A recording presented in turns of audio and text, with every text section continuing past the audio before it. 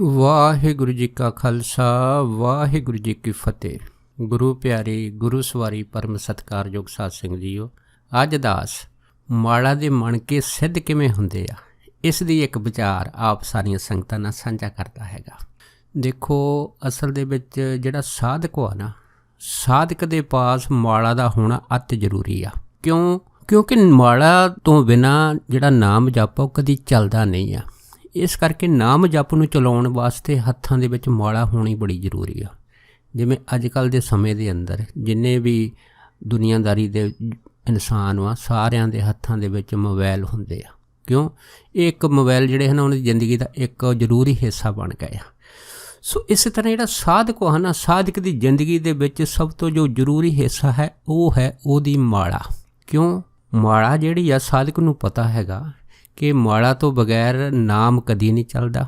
ਨਾਮ ਨੂੰ ਚਲਾਉਣ ਵਾਸਤੇ ਮਾਲਾ ਦਾ ਹੋਣਾ ਬੜਾ ਜ਼ਰੂਰੀ ਆ। ਮਾਲਾ ਦੇ ਮਣ ਕੇ ਕੇਵਲ ਸਾਧਨ ਮਾਤਰ ਨਹੀਂ ਆ, ਉਸ ਨੂੰ ਇਹ ਬਾਅਦ 'ਚ ਪਤਾ ਲੱਗਦਾ ਕਿ ਅਸਲ ਦੇ ਵਿੱਚ ਮਾਲਾ ਜਿਹੜੀ ਆ ਉਹ ਰੱਬ ਦਾ ਰੂਪ ਹੈ, ਭਗਵਾਨ ਸਰੂਪ ਹੁੰਦੀ ਆ ਮਾਲਾ। ਕਿਉਂਕਿ ਜਿਉਂ-ਜਿਉਂ ਉਹ ਮਾਲਾ ਦੇ ਨਾਲ ਨਾਮ ਜਪਦਾ ਹੈ ਨਾ, ਇੱਕ ਸਮਾਂ ਐਸਾ ਆਉਂਦਾ ਹੈਗਾ ਜਦੋਂ ਜਿਹੜੀ ਮਾਲਾ ਹੈਗੀ ਉਹ ਬਿਲਕੁਲ ਪਰਮੇਸ਼ਰ ਦਾ ਸਰੂਪ ਬਣ ਜਾਂਦੀ ਆ, ਭਗਵਾਨ ਰੂਪ ਹੋ ਜਾਂਦੀ ਹੈ। ਇਸ ਮਾਲਾ ਦੇ ਅੰਦਰ ਸ਼ਕਤੀ ਆ ਜਾਂਦੀ, ਤਾਕਤ ਆ ਜਾਂਦੀ ਆ। ਇਸੇ ਕਰਕੇ ਮਹਾਂਪੁਰਖ ਆਖਦੇ ਆ ਕਿ ਜਿਹੜੀ ਮਾਲਾ ਹੈਗੀ ਆ, ਇਸ ਮਾਲਾ ਨੂੰ ਹਮੇਸ਼ਾ ਛੁਪਾ ਕੇ ਰੱਖਣਾ ਚਾਹੀਦਾ ਹੈ। ਕਿਸੇ ਦੂਸਰੇ ਆਦਮੀ ਨੂੰ ਕਦੀ ਵੀ ਮਾਲਾ ਜਿਹੜੀ ਆਪਣੀ ਛੂਹਣ ਨਹੀਂ ਦੇਣੀ ਚਾਹੀਦੀ। ਕਿਉਂਕਿ ਜਦ ਦੂਸਰੇ ਦੇ ਹੱਥ ਦਾ ਜਿਹੜਾ ਹੈ ਨਾ ਵਾਈਬ੍ਰੇਸ਼ਨ ਆ ਇਸ ਮਾਲਾ ਦੇ ਨਾਲ ਟੱਚ ਹੁੰਦਾ ਅਤੇ ਫਿਰ ਮਾਲਾ ਦੇ ਮਣਕਿਆਂ ਦੇ ਅੰਦਰ ਜਿਹੜਾ ਹੈ ਨਾ ਸੰਤੁਲਨ ਵਿਗੜ ਜਾਂਦਾ ਹੈ। ਇਸ ਦੀ ਜਿਹੜੀ ਹਾਲਤ ਨਾ ਖਰਾਬ ਹੋ ਜਾਂਦੀ ਆ। ਇਸ ਕਰਕੇ ਜਿਹੜੇ ਮਹਾਂਪੁਰਖ ਉਹ ਖਾਸ ਕਰਕੇ ਆਪਣੀ ਮਾਲਾ ਨੂੰ ਹਮੇਸ਼ਾ ਛੁਪਾ ਕੇ ਰੱਖਦੇ ਆ। ਅਤੇ ਇਸ ਮਾਲਾ ਨੂੰ ਛੁਪਾਉਣ ਦੇ ਨਾਲ ਉਹਨਾਂ ਦੇ ਅੰਦਰ ਕੀ ਹੁੰਦਾ ਕਿ ਉਹ ਜਿਹੜੀ ਮਾਲਾ ਹੈ ਕੇਵਲ ਅਤੇ ਕੇਵਲ ਉਹਨਾਂ ਦੀਆਂ ਉਂਗਲੀਆਂ ਦਾ ਹੀ ਸਿਰਫ ਵਿਸ਼ਾ ਬਣ ਜਾਂਦੀ ਆ। ਉਹਨਾਂ ਦੀ ਉਂਗਲੀਆਂ ਦੇ ਅੰਦਰ ਸੱਤਾ ਆ ਜਾਂਦੀ ਆ। ਮਾਲਾ ਫੇਰਦੇ ਟਾਈਮ ਇਨਸਾਨ ਦੇ ਮਨ ਦੇ ਵਿੱਚ ਇਹ ਹੋਣਾ ਚਾਹੀਦਾ ਹੈ ਕਿ ਮੈਂ ਆਪਣਾ ਕਰਮ ਕਰਨਾ ਹੈ, ਇਸ ਮਾਲਾ ਦੇ ਨਾਲ ਨਾਮ ਜਪਣਾ ਹੈਗਾ। ਅਗਰ ਮਾਲਾ ਦੇ ਨਾਲ ਨਾਮ ਜਪਦਾ ਉਹਦੇ ਮਨ ਦੇ ਵਿੱਚ ਸ਼ੰਕਾ ਆ ਜਾਵੇ ਵੀ ਖਰੇ ਮੇਰਾ ਮਾਲਾ ਦੇ ਨਾਲ ਨਾਮ ਜਪਿਆ ਇਹ ਪ੍ਰਫੁੱਲਤ ਹੁੰਦਾ ਹੈ ਜਾਂ ਨਹੀਂ ਹੁੰਦਾ, ਇਸ ਨੂੰ ਮਨ ਵਿੱਚੋਂ ਬਿਲਕੁਲ ਕੱਢ ਦੇਣਾ ਚਾਹੀਦਾ ਹੈ। ਕੇਵਲ ਅਤੇ ਕੇਵਲ ਆਪਣਾ ਜਿਹੜਾ ਕਰਮ ਹੈਗਾ ਮਾਲਾ ਦੇ ਨਾਲ ਨਾਮ ਜਪਣ ਦਾ, ਉਸ ਨੂੰ ਹੀ ਪਹਿਲ ਦੇਣੀ ਚਾਹੀਦੀ ਆ। ਜਿਵੇਂ ਕੋਈ ਮਹਾਤਮਾ ਜਿਹੜੇ ਮਾਲਾ ਜਪਦੇ ਸੀਗੇ, ਇੱਕ ਵਾਰ ਕਹਿੰਦੇ ਕੋਈ ਉੱਥੋਂ ਕੋਈ ਸਿੱਧ ਪੁਰਸ਼ ਲੰਘੇ, ਉਹਨਾਂ ਨੇ ਉਸ ਮਹਾਤਮਾ ਨੂੰ ਆਖਿਆ ਕਿ ਜਿੰਨੀ ਵੀ ਤੂੰ ਮਾਲਾ ਫੇਰਦਾ ਹੈਗਾ, ਤੇਰੀ ਮਾਲਾ ਦਾ ਮੈਂ ਦਰਗਾਹ ਦੇ ਵਿੱਚ ਦੇਖਿਆ ਹੈਗਾ ਕਿ ਕੋਈ ਵੀ ਫਲ ਨਹੀਂ ਆ, ਅਤੇ ਇਸ ਕਰਕੇ ਤੂੰ ਮਾਲਾ ਫੇਰਨੀ ਬੰਦ ਕਰ ਦੇ। ਜਦ ਇੰਨੀ ਗੱਲ ਹੋਈ ਤਾਂ ਮਹਾਤਮਾ ਮੁਸਕਰਾ ਪਿਆ, ਉਹਨੇ ਕੋਈ ਜਵਾਬ ਨਹੀਂ ਦਿੱਤਾ। ਪਰ ਫਿਰ ਵੀ ਉਹ ਜਿਹੜੇ ਸੀ ਜਦ ਦੂਸਰੇ ਦਿਨ ਉਹ ਫਿਰ ਉਹ ਸਿੱਧ ਪੁਰਸ਼ ਦੇ ਕੋਲੋਂ ਦੀ ਲੰਘੇ ਤਾਂ ਉਹ ਸਾਧੂ ਜਿਹੜਾ ਸੀਗਾ ਆਪਣੀ ਧੁਨ 'ਚ ਮਾਲਾ ਫੇਰ ਰਿਹਾ ਸੀਗਾ। ਫਿਰ ਉਸ ਸਿੱਧ ਪੁਰਸ਼ ਨੇ ਆਖਿਆ ਸੀਗਾ ਕਿ ਜਦ ਤੁਹਾਨੂੰ ਪਤਾ ਹੈਗਾ ਤੁਹਾਡੀ ਮਾਲਾ ਦਾ ਦਰਗਾਹ ਦੇ ਵਿੱਚ ਕੋਈ ਫਲ ਪ੍ਰਾਪਤ ਨਹੀਂ ਹੋਣਾ, ਤੁਸੀਂ ਮਾਲਾ ਕਿਉਂ ਫੇਰਦੇ ਆ? ਫਿਰ ਉਹ ਕਹਿਣ ਲੱਗੇ ਕਿ ਇਸ ਮਾਲਾ ਦਾ ਮੈਨੂੰ ਦਰਗਾਹ ਦੇ ਵਿੱਚ ਫਲ ਪ੍ਰਾਪਤ ਹੋਵੇ ਜਾਂ ਨਾ ਪ੍ਰਾਪਤ ਹੋਵੇ, ਇਹ ਮੇਰਾ ਵਿਸ਼ਾ ਨਹੀਂ ਆ। ਮੇਰਾ ਕਰਮ ਸਿਰਫ ਇਹੋ ਹੀ ਆ ਕਿ ਮੈਂ ਮਾਲਾ ਦੇ ਨਾਲ ਨਾਮ ਜਪਣਾ ਹੈਗਾ। ਬਾਕੀ ਮਾਲਾ ਦੇ ਨਾਮ ਨੂੰ ਫਲ ਲਾਉਣਾ ਪਰਮੇਸ਼ਰ ਦੇ ਹੱਥ 'ਚ ਆ, ਉਹ ਲਾਵੇ ਜਾਂ ਨਾ ਲਾਵੇ, ਮੈਨੂੰ ਇਹਦੇ ਨਾਲ ਕੋਈ ਮਤਲਬ ਨਹੀਂ ਆ। ਮੈਂ ਆਪਣਾ ਕਰਮ ਕਰਨਾ ਹੈ। ਔਰ ਇਸੇ ਕਰਕੇ ਮਹਾਂਪੁਰਖ ਆਖਦੇ ਆ ਕਿ ਪਰਮੇਸ਼ਰ ਦੇ ਘਰ ਦਾ ਕੀਤਾ ਹੋਇਆ ਕੰਮ ਕਦੀ ਵਿਅਰਥ ਨਹੀਂ ਜਾਂਦਾ। ਕਿਉਂ? ਜਿਵੇਂ ਗੁਰਬਾਣੀ ਦਾ ਫਰਮਾਨ ਹੈ ਕਿ ਸੋ ਕਿਉਂ ਬਿਸਰੇ ਜੋ ਘਾਲ ਨਾ ਭਾਨੇ। ਕਹਿੰਦੇ ਉਸ ਪਰਮੇਸ਼ਰ ਨੂੰ ਕਿਉਂ ਬਿਸਰੀਏ, ਕਿਉਂ ਭੁਲਾਈਏ ਜਿਹੜਾ ਤੁਹਾਡੀ ਮਿਹਨਤ ਨਹੀਂ ਭਾਂਦਾ। ਇਸੇ ਕਰਕੇ ਬਣੀ ਨੇ ਆ ਕਿ ਇੱਕ ਤਿਲ ਨਾ ਭੰਨੇ ਘਾਲੇ, ਇੱਕ ਤਿਲ ਜਿੰਨੀ ਵੀ ਘਾਲ ਨਹੀਂ ਭੰਦਾ ਹੈਗਾ। ਇਸੇ ਕਰਕੇ ਮਾਲਾ ਦੀ ਵਡਿਆਈ ਜਿਹੜੀ ਫੇਰਨ ਦੀ ਆ ਇਹ ਅਪਰੰਪਾਰ ਆ। ਪਰ ਪਤਾ ਉਦੋਂ ਲੱਗਦਾ ਹੈਗਾ ਜਦੋਂ ਮਾਲਾ ਜਿਹੜਾ ਹੈ ਨਾ ਆਪਣਾ ਅਸਲੀ ਸਰੂਪ ਜਿਹੜਾ ਹੈਗਾ ਉਸ ਸਾਧਕ ਨੂੰ ਦਿਖਾਉਂਦੀ ਆ। ਫਿਰ ਉਹ ਜਿਹੜਾ ਸਾਧਕ ਹੈ ਨਾ ਆਪਣੀ ਮਾਲਾ ਦੇ ਸਦਕੇ ਹੋ ਜਾਂਦਾ ਹੈ। ਇਸੇ ਕਰਕੇ ਮਹਾਂਪੁਰਖ ਦੱਸਦੇ ਆ ਕਿ ਜਿਹੜੇ ਸਾਧਕ ਆਪਣੇ ਜੀਵਨ ਦੇ ਵਿੱਚ ਰੋਜ਼ਾਨਾ ਪ੍ਰਤੀ 1 ਲੱਖ ਨਾਮ ਰੋਜ਼ ਜਪਦੇ ਆ, 1 ਲੱਖ ਨਾਮ ਪਰਮੇਸ਼ਰ ਦਾ ਉਸ ਮਾਲਾ ਦੇ ਨਾਲ ਰੋਜ਼ ਜਪਦੇ ਆ। ਕਹਿੰਦੇ ਇਸ ਤਰ੍ਹਾਂ ਰੋਜ਼ ਜਪਦੇ ਰਹਿਣ ਅਤੇ ਸਾਲ ਤੋਂ ਬਾਅਦ ਇਹ ਜਿਹੜੀ ਮਾਲਾ ਹੈਗੀ ਇਹ ਸਿੱਧ ਰੂਪ ਧਾਰਨ ਕਰ ਜਾਂਦੀ ਆ। ਅਤੇ ਜਦੋਂ ਮਾਲਾ ਸਿੱਧ ਰੂਪ ਹੋ ਗਈ ਹੈ ਨਾ, ਫਿਰ ਉਹ ਸਮਝ ਲਾ ਕਿ ਮਾਲਾ ਦੇ ਵਿੱਚ ਐਸੀ ਅਪਾਰ ਸ਼ਕਤੀ ਆ ਜਾਂਦੀ ਆ ਕਿ ਇਸ ਮਾਲਾ ਦੇ ਅੱਗੇ ਕੀਤੀ ਹੋਈ ਕੋਈ ਵੀ ਅਰਦਾਸ ਬੇਨਤੀ ਜਿਹੜੀ ਆ ਉਹ ਉਸੇ ਟਾਈਮ ਪ੍ਰਵਾਨ ਹੋ ਜਾਂਦੀ ਹੈ। ਕਿਉਂਕਿ ਫਿਰ ਮਾਲਾ ਜਿਹੜੀ ਹੈ ਨਾ ਇਕੱਲੇ ਮਣ ਕੇ ਨਹੀਂ ਰਹਿ ਜਾਂਦੀ, ਇਹ ਭਗਵਤ ਸਰੂਪ ਹੋ ਜਾਂਦੀ ਆ, ਪਰਮੇਸ਼ਰ ਦਾ ਰੂਪ ਬਣ ਜਾਂਦੀ ਆ। ਜਿਵੇਂ ਇੱਕ ਮਹਾਤਮਾ ਸੀ, ਉਹ ਮਹਾਤਮਾ ਦੱਸਦੇ ਸੀਗੇ ਕਿ ਮੈਂ ਹੈ ਨਾ ਕਾਫੀ ਨਾਮ ਜਪਦਾ ਹੁੰਦਾ ਸੀ ਇਸ ਆਪਣੀ ਮਾਲਾ ਦੇ ਨਾਲ। ਇੱਕ ਦਿਨ ਕਹਿੰਦੇ ਮੈਂ ਆਪਣੀ ਮੌਤ ਦੇ ਵਿੱਚ ਬੈਠਾ ਮਾਲਾ ਦੇ ਮਣ ਕੇ ਫੇਰ ਕੇ ਜਿਹੜਾ ਸੀ ਪਰਮੇਸ਼ਰ ਦਾ ਨਾਮ ਜਪ ਰਿਹਾ ਸੀਗਾ। ਅਚਨਚੇਤ ਕਹਿੰਦੇ ਇੱਕ ਪ੍ਰੇਮੀ ਸਾਡੇ ਪਾਸ ਆ ਗਿਆ ਅਤੇ ਮੈਨੂੰ ਮਾਲਾ ਜਪਦੇ ਨੂੰ ਕਹਿਣ ਲੱਗਾ ਕਿ ਮੈਂ ਤੁਹਾਡੀ ਜਿਹੜੀ ਮਾਲਾ ਜਿਹਦੇ ਨਾਲ ਤੁਸੀਂ ਨਾਮ ਜਪਦੇ ਆ ਇਹ ਦੇਖ ਸਕਦਾ ਹੈ, ਅਤੇ ਇਹ ਮਾਲਾ ਕਾਹਦੀ ਬਣੀ ਹੈ, ਇਹ ਮੋਤੀਆਂ ਦੀ ਬਣੀ ਆ ਜਾਂ ਕਾਠ ਦੀ ਹੈਗੀ ਆ ਜਾਂ ਵੈਸੇ ਹੀ ਕਿਸੇ ਹੋਰ ਪਦਾਰਥ ਦੀ ਬਣੀ ਆ। ਕਹਿੰਦੇ ਜਦੋਂ ਇੰਨੀ ਗੱਲ ਕਹੀ ਅਤੇ ਉਹ ਸਾਧਕ ਕਹਿਣ ਲੱਗੇ ਕਿ ਮੇਰੇ ਮਨ 'ਚ ਆਇਆ ਵੀ ਚਲੋ ਮਾਲਾ ਹੀ ਆ, ਕੋਈ ਗੱਲ ਨਹੀਂ, ਇਹਨੂੰ ਦੇਖ ਲਵੇ ਤਾਂ ਕੋਈ ਹਰਜ ਨਹੀਂ। ਕਹਿੰਦੇ ਮੈਂ ਆਪਣੀ ਜਿਹੜੀ ਸੀ ਮਾਲਾ ਫੇਰਦੇ ਨੇ ਉਹਦੇ ਅੱਗੇ ਕਰ ਦਿੱਤੀ, ਪਰ ਕਹਿੰਦੇ ਹੈਰਾਨੀ ਦੀ ਗੱਲ ਆ ਕਿ ਜੋ ਹੀ ਉਹਨੇ ਆਪਣਾ ਜਿਹੜਾ ਹੱਥ ਸੀ ਨਾ ਮੇਰੀ ਮਾਲਾ ਨੂੰ ਸਪਰਸ਼ ਕੀਤਾ ਅਤੇ ਉਸੇ ਟਾਈਮ ਮਾਲਾ ਜਿਹੜੀ ਸੀ ਨਾ ਮੇਰੀ ਯਕਦਮ ਬਦਲ ਕੇ ਇੱਕ ਪੱਥਰ ਦਾ ਰੂਪ ਧਾਰਨ ਕਰ ਗਈ। ਇੰਨੇ ਕਹਿੰਦੇ ਯਕਦਮ ਉਹ ਜਿਹੜੀ ਮਾਲਾ ਸੀਗੀ ਉਹ ਚਲਦੀ ਯਕਦਮ ਰੁਕ ਗਈ, ਇੱਕ ਪੱਥਰ ਦਾ ਰੂਪ ਧਾਰਨ ਕਰ ਗਈ। ਅਤੇ ਬਸ ਫਿਰ ਕਹਿੰਦੇ ਕੀ ਸੀ, ਮੈਂ ਆਪ ਕਹਿੰਦੇ ਹੈਰਾਨ ਹੋ ਗਿਆ। ਪਰ ਜਿਹਨੇ ਹੱਥ ਲਾਇਆ ਸੀਗਾ ਉਹਦੀ ਵਾਈਬ੍ਰੇਸ਼ਨ ਦੇ ਨਾਲ ਕਹਿੰਦੇ ਉਹ ਡਰ ਕੇ ਉੱਥੋਂ ਭੱਜ ਗਿਆ ਸੀਗਾ।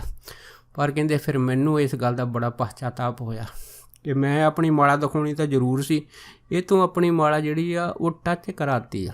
ਕਹਿੰਦੇ ਫਿਰ ਕੀ ਸੀਗਾ ਕਿ ਜਿਹੜੇ ਮਾਲਾ ਦੇ ਮਣਕੇ ਸੀਗੇ ਉਸੇ ਜਗ੍ਹਾ ਜਿੱਥੇ ਉਹ ਸੀਗੇ ਕਹਿੰਦੇ ਉੱਥੇ ਜਗ੍ਹਾ ਜਾਮ ਹੋ ਗਏ, ਜਦ ਕਿ ਪਹਿਲਾਂ ਇਹ ਮਾਲਾ ਜਿਹੜੀ ਸੀ ਮੈਂ ਬੜੇ ਸਰਲ ਤਰੀਕੇ ਨਾਲ ਜਿਹੜਾ ਸੀਗਾ ਉਹ ਫੇਰਦਾ ਹੁੰਦਾ ਸੀ। ਪਰ ਮਾਲਾ ਪੂਰੀ ਤਰ੍ਹਾਂ ਜਾਮ ਹੋ ਚੁੱਕੀ ਸੀ, ਪੂਰੀ ਤਰ੍ਹਾਂ ਪੱਥਰ ਬਣ ਗਈ ਸੀਗੀ, ਇੱਕ ਲੱਕੜ ਦੀ ਤਰ੍ਹਾਂ ਹੋ ਗਈ ਸੀ, ਪੂਰੀ ਤਰ੍ਹਾਂ ਆਕੜ ਗਈ ਸੀ। ਉਸ ਤੋਂ ਬਾਅਦ ਕਹਿੰਦੇ ਫਿਰ ਇਹ ਜਿਹੜੀ ਮਾਲਾ ਦੇ ਮਣਕੇ ਮੈਂ ਬੜੇ ਜ਼ੋਰ ਨਾਲ ਖਿੱਚਣੇ ਸ਼ੁਰੂ ਕੀਤੇ, ਪਰ ਜਿੰਨਾ ਮੈਂ ਜ਼ੋਰ ਲਾਵਾਂ ਮਾਲਾ ਦਾ ਜਿਹੜੇ ਮਣਕੇ ਸੀ ਉਹ ਟਸ ਤੋਂ ਮਸ ਨਹੀਂ ਸੀ ਹੁੰਦੇ, ਉਹ ਬਸ ਜਿੱਥੇ ਖੜੇ ਆ ਉੱਥੇ ਹੀ ਖੜੇ ਰਹੇ। ਅਖੀਰ ਕਹਿੰਦੇ ਫਿਰ ਮਨ 'ਚ ਆਇਆ, ਮੇਰੇ ਮਨ 'ਚ ਬੜਾ ਪਛਤਾਤਾਪ ਹੋਇਆ। ਫਿਰ ਕਹਿੰਦੇ ਮੈਂ ਮਾਲਾ ਜਿਹੜੀ ਸੀਗੀ ਇੱਕ ਸਰੋਵਰ ਦੇ ਵਿੱਚ ਲੈ ਗਿਆ, ਉਹ ਸਰੋਵਰ ਦੇ ਵਿੱਚ ਮਾਲਾ ਨੂੰ ਡੁਬੋਇਆ, ਬੇਨਤੀ ਕੀਤੀ, ਪਰ ਫਿਰ ਵੀ ਕਹਿੰਦੇ ਮਾਲਾ ਦੇ ਮਣਕੇ ਜਿਹੜੇ ਸੀਗੇ ਉਹ ਆਪਣੀ ਜਗ੍ਹਾ 'ਤੇ ਹੀ ਕਹਿੰਦੇ ਉਸੇ ਤਰ੍ਹਾਂ ਅਟੱਲ ਹੋ ਗਏ ਸੀਗੇ। ਪਰ ਕਹਿੰਦੇ ਇਸ ਤਰ੍ਹਾਂ 2 ਦਿਨ ਕਹਿੰਦੇ ਮੈਂ ਪੂਰਾ ਪਛਤਾਤਾਪ ਕੀਤਾ, 2 ਦਿਨ ਬੇਨਤੀਆਂ ਕੀਤੀਆਂ ਜਾਂ 2 ਦਿਨ ਮਾਲਾ ਦੇ ਅੱਗੇ ਬੇਨਤੀਆਂ ਕੀਤੀਆਂ, ਪਛਤਾਤਾਪ ਕੀਤਾ। ਇਹ ਕਹਿੰਦੇ ਅੰਦਰ ਨਿਸ਼ਠਾ ਕੀਤਾ ਕਿ ਅੱਜ ਤੋਂ ਬਾਅਦ ਇਹ ਜਿਹੜੀ ਮਾਲਾ ਹੈਗੀ ਆ ਕਿਸੇ ਤੋਂ ਸਪਰਸ਼ ਤਾਂ ਇੱਕ ਪਾਸੇ ਦੀ ਗੱਲ ਆ, ਮੈਂ ਕਿਸੇ ਨੂੰ ਜ਼ਿੰਦਗੀ ਵਿੱਚ ਦਿਖਾਊਂਗਾ ਵੀ ਨਹੀਂ। ਕਹਿੰਦੇ ਜਦੋਂ ਮੈਂ ਇਸ ਤਰ੍ਹਾਂ ਦੀ ਅਰਦਾਸ ਕੀਤੀ ਸੀ ਫਿਰ ਜਾ ਕੇ ਕਹਿੰਦੇ ਜਦੋਂ ਮੈਂ ਮਾਲਾ ਚੱਕੀ ਜਦ ਕੀ ਦੇਖਿਆ ਕਿ ਉਹੀ ਮਾਲਾ ਪਹਿਲੇ ਦੀ ਤਰ੍ਹਾਂ ਬਿਲਕੁਲ ਸਰਲ ਹੋ ਗਈ ਸੀ ਅਤੇ ਮੈਂ ਉਹਨੂੰ ਫੇਰਨਾ ਸ਼ੁਰੂ ਕਰ ਦਿੱਤਾ ਸੀ। ਸੋ ਇਸੇ ਤਰ੍ਹਾਂ ਇਹ ਜਿਹੜੀ ਮਾਲਾ ਹੈਗੀ ਆ ਇਹਦੇ ਹੋਰ ਵੀ ਇੰਨੇ ਜਦ ਭਗਵਤ ਸਰੂਪ ਧਾਰਨ ਕਰ ਜਾਂਦੀ ਆ, ਇੰਨੇ ਇਹਦੇ ਹੈਰਾਨੀਜਨਕ ਨਤੀਜੇ ਆਉਂਦੇ ਆ ਕਿ ਆਮ ਜਿਹੜੇ ਹੈ ਨਾ ਸਾਧਕ ਹੈਗੇ ਆ ਉਹ ਦੇਖ ਕੇ ਚਕਿਤ ਰਹਿ ਜਾਂਦੇ ਆ। ਇਸੇ ਤਰ੍ਹਾਂ ਉਹਨਾਂ ਨੇ ਮਹਾਤਮਾ ਨੇ ਦੱਸਿਆ ਸੀਗਾ ਕਿ ਇੱਕ ਵਾਰ ਜਦ ਰਾਤ ਸੀਗੀ, ਰਾਤ ਨੂੰ ਕਹਿੰਦੇ ਅਸੀਂ ਹੈ ਨਾ ਆਪਣੇ ਆਸਣ ਦੇ ਉੱਤੇ ਜਿਹੜੇ ਸੀਗੇ ਉਹ ਲੰਮੇ ਪਏ ਸੀ। ਜਦ ਲੰਮੇ ਪਏ ਸੀ ਤਕਰੀਬਨ ਅੱਧੀ ਰਾਤ ਦਾ ਟਾਈਮ ਸੀਗਾ ਅਤੇ ਕਹਿੰਦੇ ਸਾਡੇ ਆਸਣ ਦੇ ਉੱਤੇ ਬਹੁਤ ਦੁਰਲੱਭ ਸੁਗੰਧੀ ਜਿਹੜੀ ਸੀ ਸਾਨੂੰ ਕਹਿੰਦੇ ਭਾਸਣ ਲੱਗੀ। ਜਦ ਕਹਿੰਦੇ ਸਾਨੂੰ ਸੁਗੰਧੀ ਆਉਣ ਲੱਗੀ ਅਤੇ ਮੇਰੇ ਨਾਲ ਦੇ ਜਿਹੜੇ ਕਹਿੰਦੇ 2-4 ਹੋਰ ਮੇਰੇ ਨਾਲ ਰਹਿਣ ਵਾਲੇ ਸੇਵਾਦਾਰ ਸੀ ਉਹ ਵੀ ਕਹਿੰਦੇ ਜਾਗ ਪਏ। ਉਹ ਕਹਿੰਦੇ ਮੈਨੂੰ ਕਹਿਣ ਲੱਗੇ ਕਿ ਇੰਨੀ ਸੁਗੰਧੀ ਕਿੱਥੋਂ ਆ ਰਹੀ ਆ। ਕਹਿੰਦੇ ਮੈਂ ਉਹਨਾਂ ਨੇ ਕਿਹਾ ਵੀ ਹੋ ਸਕਦਾ ਕਿਸੇ ਨੇ ਅਗਰਬੱਤੀ ਲਾਈ ਹੋਵੇ, ਪਰ ਕਹਿੰਦੇ ਵੀ ਸਾਨੂੰ ਕਿਸੇ ਪਾਸੇ ਅਗਰਬੱਤੀ ਲਾਉਣ ਦਾ ਵੀ ਰਾਤ ਨੂੰ ਅੱਧੀ ਰਾਤ ਨੂੰ ਕੋਈ ਇਸ ਤਰ੍ਹਾਂ ਦਾ ਹੱਲ ਨਜ਼ਰ ਨਹੀਂ ਆਇਆ। ਫਿਰ ਕਹਿੰਦੇ ਅਸੀਂ ਕੀ ਕੀਤਾ, ਸਾਰੇ ਸੇਵਾਦਾਰਾਂ ਨੂੰ ਇਹ ਕਿਹਾ ਵੀ ਆਪਾਂ ਦੇਖੀਏ ਸੁਗੰਧੀ ਰਾਤ ਨੂੰ ਕਿੱਥੋਂ ਆਉਂਦੀ ਹੈ।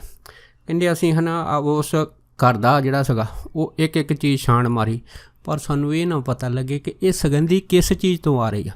ਇੰਨੀ ਦੁਰਲੱਭ ਸੁਗੰਧੀ, ਇੰਨੀ ਹੈਰਾਨੀਜਨਕ ਸੁਗੰਧੀ ਕਹਿੰਦੇ ਅਸੀਂ ਜ਼ਿੰਦਗੀ ਵਿੱਚ ਕਦੀ ਨਹੀਂ ਸੀ ਇਹ ਸੁਗੰਧੀ ਪ੍ਰਾਪਤ ਕੀਤੀ। ਅਖੀਰ ਕਹਿੰਦੇ ਫਿਰ ਮੈਂ ਜਦ ਮੁੜ ਕੇ ਆਪਣੇ ਆਸਣ 'ਤੇ ਆਇਆ, ਜਿਸ ਜਗ੍ਹਾ ਮੈਂ ਮਾਲਾ ਰੱਖੀ ਸੀ, ਜਦ ਕਹਿੰਦੇ ਮੈਂ ਉਸ ਡੱਬੇ ਵਿੱਚੋਂ ਕੱਢ ਕੇ ਮਾਲਾ ਵੱਲ ਦੇਖਿਆ ਤਾਂ ਕੀ ਦੇਖਿਆ, ਉਸ ਮਾਲਾ ਦੇ ਅੰਦਰੋਂ ਜਿਹੜੀ ਸੀ ਸੁਗੰਧੀ ਉਹ ਕਹਿੰਦੇ ਨਿਕਲ ਰਹੀ ਸੀ। ਇੰਨੀ ਦੁਰਲੱਭ ਸੁਗੰਧੀ ਮਾਲਾ ਦੇ ਵਿੱਚੋਂ ਆ ਰਹੀ ਸੀ। ਕਹਿੰਦੇ ਵੀ ਮੈਂ ਹੈਰਾਨ ਹੋ ਗਿਆ ਕਿ ਇਹ ਸੁਗੰਧੀ ਜਿਹੜੀ ਆ ਇਹ ਮਾਲਾ ਦੇ ਵਿੱਚੋਂ ਆਪਣੇ ਆਪ ਜਿਹੜੀ ਆ ਇਹ ਨਿਕਲ ਕੇ ਆਲੇ ਦੁਆਲੇ ਦਾ ਜਿੰਨਾ ਵੀ ਵਾਤਾਵਰਨ ਉਸ ਨੂੰ ਪੂਰੀ ਤਰ੍ਹਾਂ ਮਹਿਕਾ ਰਹੀ ਆ। ਜਿਵੇਂ ਜਿਹੜਾ ਚੰਦਨ ਦਾ ਬੂਟਾ ਹੈਗਾ, ਜਿੱਧਰ ਹਵਾ ਚੱਲਦੀ ਆ ਅਤੇ ਉਸੇ ਹੀ ਜਗ੍ਹਾ ਦੇ ਵਿੱਚ ਜਿਹੜੇ ਹੈਗੇ ਉਹ ਚੰਦਨ ਦੀ ਮਹਿਕ ਖਿਲਰ ਜਾਂਦੀ ਆ। ਪਰ ਇਹ ਜਿਹੜੀ ਸੁਗੰਧੀ ਹੈਗੀ ਆ ਇਹ ਦੁਰਲੱਭ ਸੁਗੰਧੀ ਹੈ, ਅਦ੍ਰਿਸ਼ ਸੁਗੰਧੀ ਹੈ। ਇਹ ਸੁਗੰਧੀ ਉਦੋਂ ਹੁੰਦੀ ਹੈ ਜਦੋਂ ਮਾਲਾ ਭਗਵਤ ਸਰੂਪ ਧਾਰਨ ਕਰ ਜਾਂਦੀ ਆ।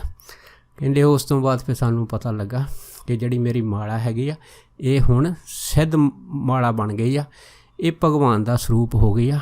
ਇਹ ਜੋ ਪਰਮੇਸ਼ਰ ਨੇ ਮੇਰੇ ਤੋਂ ਮਿਹਨਤ ਕਰਾਈ ਆ, 1 ਲੱਖ ਰੋਜ਼ ਦਾ ਨਾਮ ਜਿਹੜਾ ਹੈਗਾ ਅਸੀਂ ਇਸ ਮਾਲਾ ਦੇ ਮਣਕਿਆਂ ਦੇ ਨਾਲ ਜਪਿਆ ਹੈਗਾ, ਅਤੇ ਅੱਜ ਜਿਹੜੀ ਇਹ ਮਾਲਾ ਹੈਗੀ ਉਹ ਭਗਵਤ ਸਰੂਪ ਧਾਰਨ ਕਰ ਗਈ ਆ।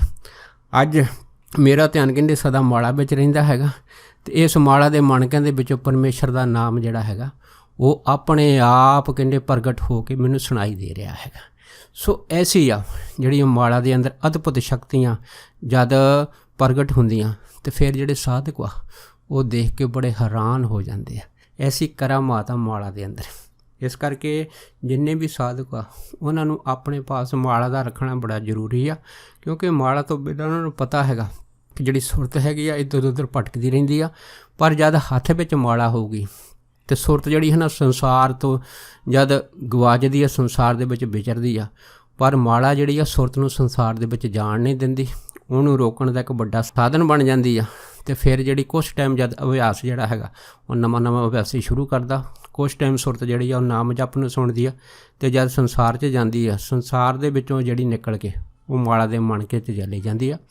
ਇਸ ਤਰ੍ਹਾਂ ਸਮਾਂ ਆ ਜਾਂਦਾ ਜਦ ਹੌਲੀ ਹੌਲੀ ਸੁਰਤ ਜਿਹੜੀ ਆ ਪੂਰੇ ਸੰਸਾਰ ਦੇ ਵਿੱਚੋਂ ਨਿਕਲ ਕੇ ਪੂਰੀ ਮਾਲਾ ਦੇ ਮਣਕਿਆਂ ਦੇ ਵਿੱਚ ਕੈਦ ਹੋ ਜਾਂਦੀ ਆ। ਬਸ ਫਿਰ ਸਾਧਕ ਦੇ ਅੰਦਰ ਮਾਲਾ ਫੇਰਨ ਦਾ ਰਸ ਆ ਜਾਂਦਾ, ਉਹਦੇ ਅੰਦਰ ਮਾਲਾ ਫੇਰਨ ਦਾ ਇੰਨਾ ਚਾਅ ਪੈਦਾ ਹੁੰਦਾ ਕਿ ਉਹਦੀ ਮਾਲਾ ਜਿਹੜੀ ਉਹਦੇ ਸਵਾਸਾਂ ਦੀ ਪੂੰਜੀ ਬਣ ਜਾਂਦੀ ਆ। ਅਤੇ ਇਸੇ ਕਰਕੇ ਇਹ ਮਾਲਾ ਜਿਹੜੀ ਆ ਹਰੇਕ ਸਾਧਕ ਦਾ ਉਹ ਪਰਮੇਸ਼ਰ ਰੂਪ ਵਾਹਿਗੁਰੂ ਸਰੂਪ ਧਾਰਨ ਕਰ ਜਾਂਦੀ ਆ। ਸੋ ਦੱਸ ਇੰਨੇ ਹੀ ਬਚਨ ਕਰਦਾ ਹੋਇਆ ਖਿਮਾ ਦਾ ਜਾਚਕੋ ਆ ਜੀ। ਹੋਈਆਂ ਬੇਅੰਤ ਭੁੱਲਾਂ ਚੁੱਕਾਂ ਦੀ ਖਿਮਾ ਬਖਸ਼ਣੀ। ਸੋ ਫਤਿਹ ਬੁਲਾਓ। ਵਾਹਿਗੁਰੂ ਜੀ ਕਾ ਖਾਲਸਾ, ਵਾਹਿਗੁਰੂ ਜੀ ਕੀ ਫਤਿਹ।